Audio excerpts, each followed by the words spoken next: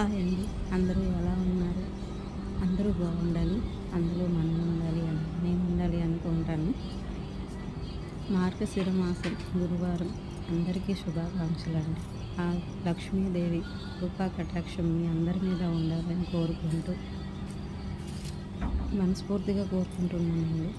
ఈరోజు ఈ గురువారం పూజ ఇలా జరిగింది. ఎంత ప్రశాంతంగా ఎంత ఆనందంగా ఉంటుందో కదండి. ఇలా ఇంటిని చూసుకుంటే సాక్షాత్తు ఆ మహాలక్ష్మీదేవి మన ఇంట్లో కొలువై ఉన్నట్టు అనిపిస్తుంది.